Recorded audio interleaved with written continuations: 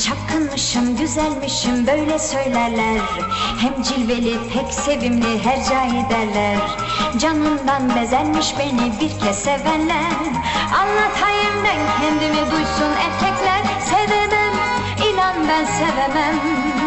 Yalvarmam, ağlamam söze gelemem. Darılır gidersem geri dönemem. Kalpsizim, nazlıyım, inatçıyım ben. Aşk yalan öğrendim, artık istemem.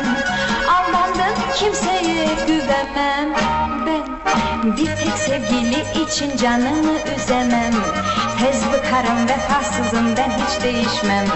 İsteyenler beni sevsin, gönül veremem. Dünyaya bir kere geldim, aşktan ölemem. Sevemem, inan ben sevemem. Yalvarmam, ağlamam söze gelemem. Darılır gidersem geri dönemem.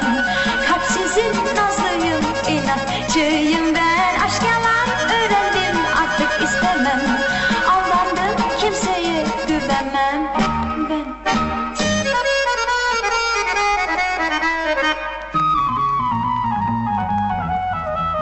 Çapkınmışım, güzelmişim böyle söylerler. Hem cilveli, pek sevimli hercai derler. Canından bezermiş beni bir de sevenler. Anlatayım ben kendimi duysun erkekler. Sevemem, inan ben sevemem. Yalvarmam, ağlamam söze gelemem. Darılır gidersem geri dönemem. Kalpsizim, nazlıyım, inatçıyım ben. Aşk yalan öğrendim, artık istemem. Aldandım, kimseye güvenmem ben. Bir tek sevgili için canımı üzemem. Tez bıkarım, vefasızım ben, hiç değişmem.